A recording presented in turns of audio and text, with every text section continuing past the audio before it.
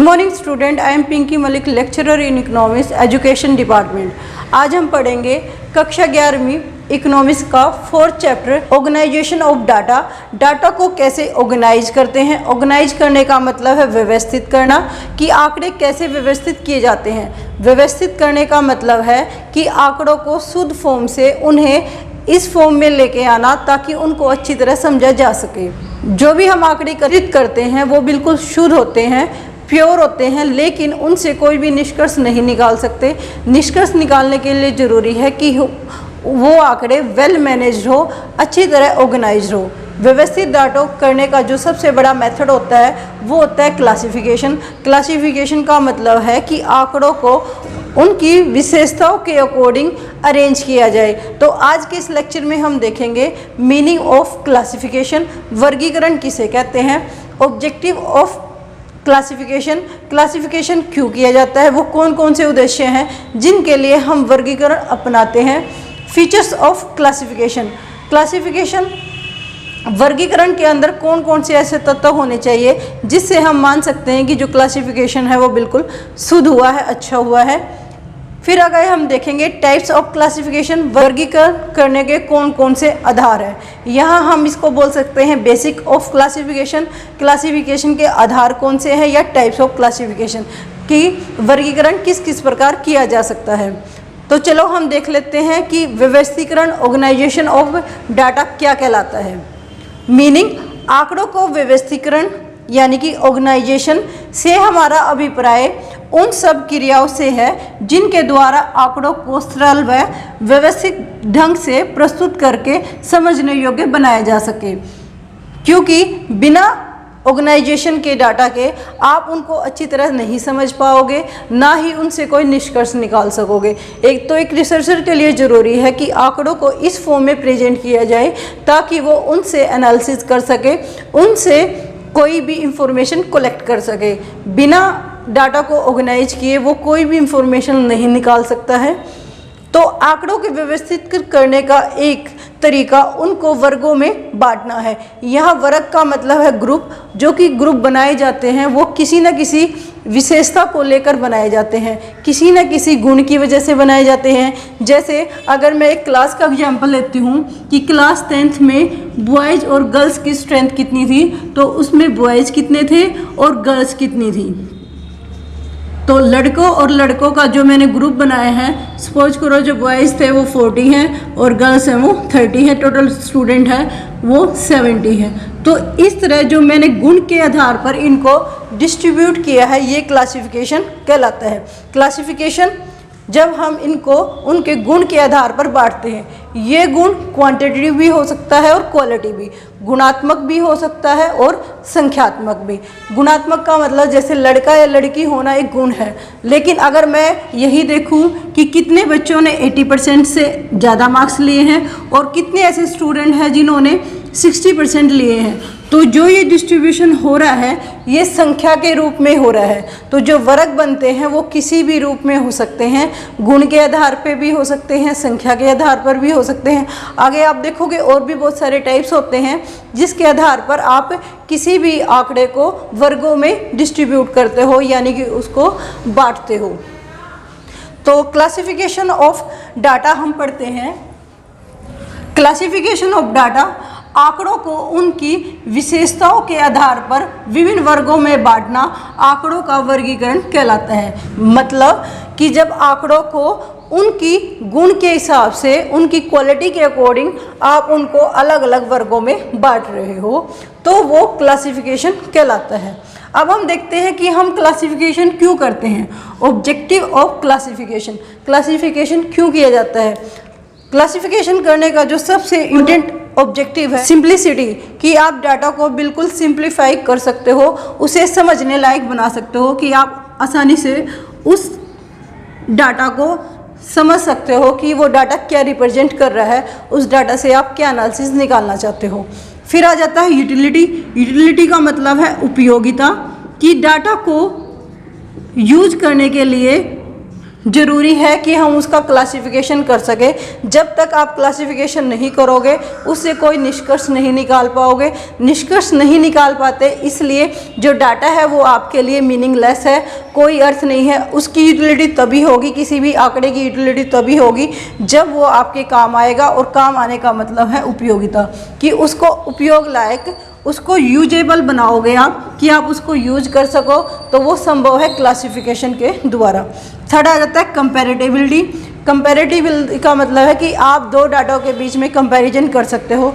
जैसे अभी हमने ये देखा कि बॉयज़ ने कितने मार्क्स लिए, गर्ल्स ने कितने मार्क्स लिए। जब भी 10th का रिजल्ट आता है तो ये न्यूज़पेपर में ये शो होता है कि गर्ल्स ने हमेशा ज़्यादा मार्क्स लिए हैं, गर्ल्स ने बॉयज़ को पीछे छोड़ दिया है। तो वो जो हम कर रहे हैं वो कंपैरिजन कर रहे हैं गर्ल्स और बॉयज़ के बीच में।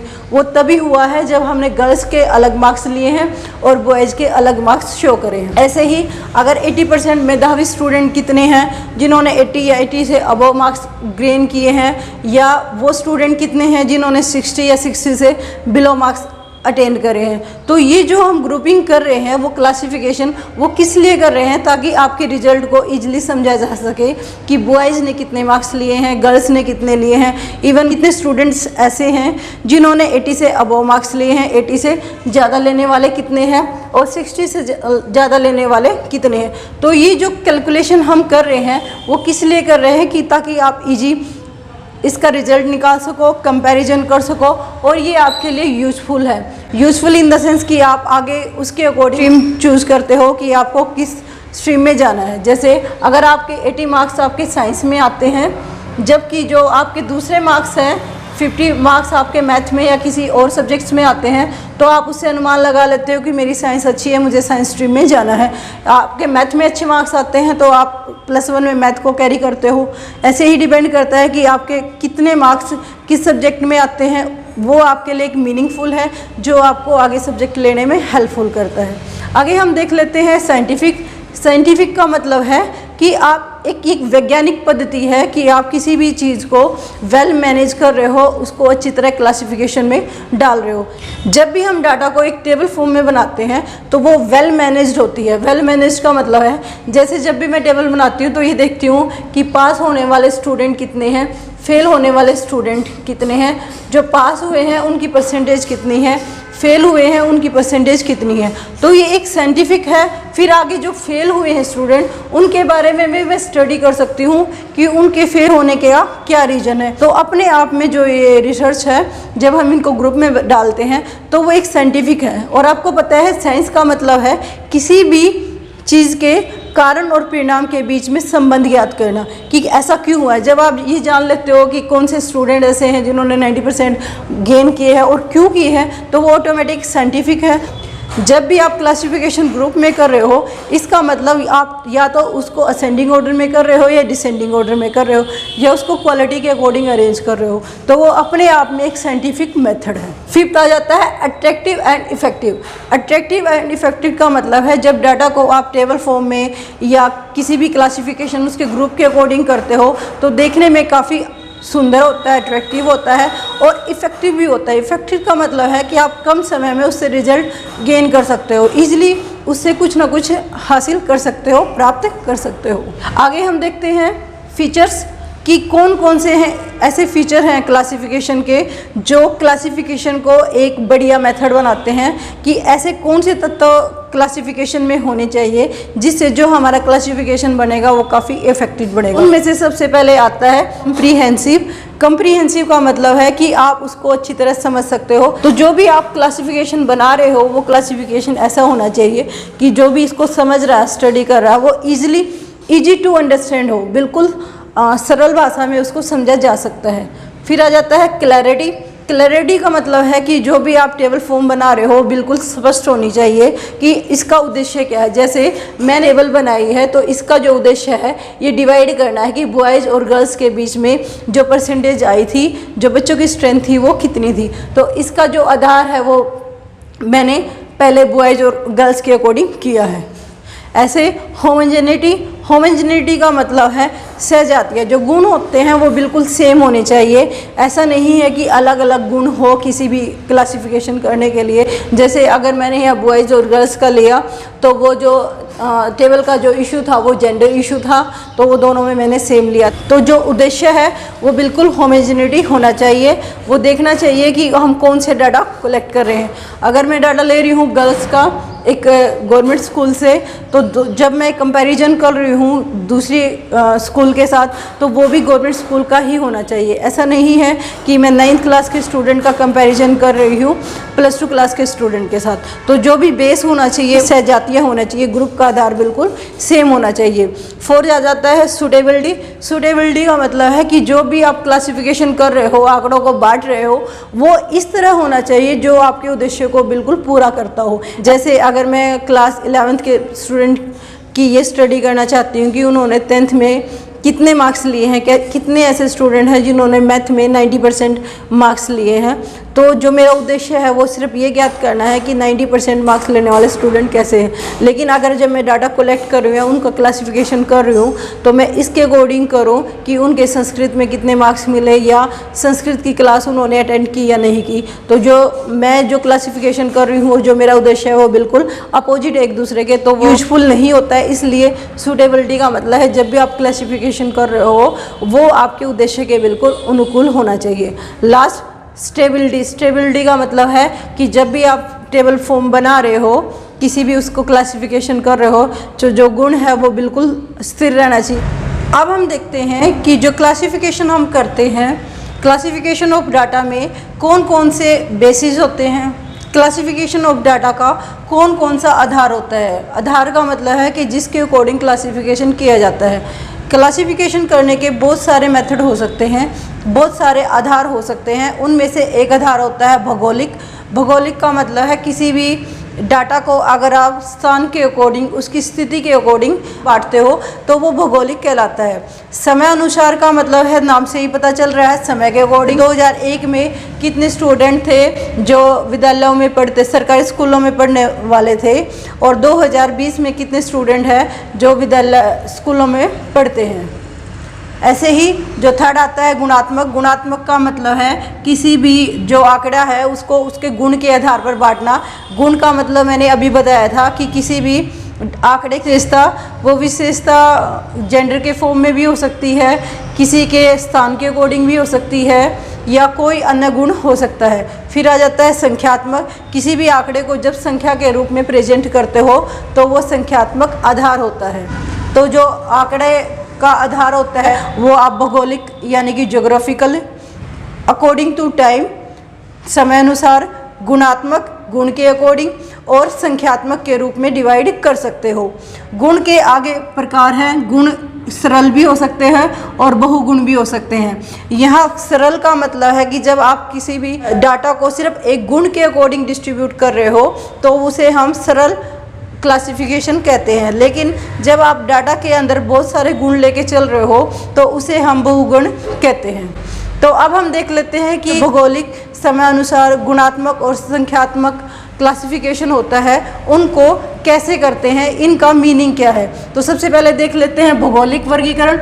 भौगोलिक वर्गीकरण का मतलब है जब आंकड़ों को किसी भी जगह के अकॉर्डिंग, स्थान के अकॉर्डिंग या स्थिति के अकॉर्डिंग बदला जाता है तो वो भौगोलिक वर्गीकरण कहलाता है। जैसे अगर मैं देखना चाहती हूँ कि अलग अलग स्थानों पर कारखानों की संख्या कितनी है, पंजाब और यूपी का कंपैरिजन अगर हम करते हैं कि पंजाब में जो कारखानों की संख्या है वो 30 है जबकि यूपी में है वो 25 है, तो जो ये क्लासिफिकेशन हो रहा है वो इसलिए हो रहा है कि मैं दो स्टेट के बीच में कंपैरिजन कर रही हूँ। तो ये जो स्टेट है यानी कि अलग अलग जगह है उसके अकॉर्डिंग मैं कर रही हूँ। जैसे अगर मैं शहर और गांव का कंपैरिजन करती हूँ कि शहर में जो बच्चे पढ़ रहे हैं और जो गांव में बच्चे पढ़ रहे हैं उनके रिजल्ट में क्या डिफरेंस आया है, तो वो भी जो क्लासिफिकेशन हो रहा है वो क्लासिफिकेशन भी स्थान के अकॉर्डिंग हो रहा है। तो इसलिए जब भी हम दो स्टेट के बीच में, दो जगहों के बीच में या दो स्थितियों के बीच में कंपैरिजन करते हैं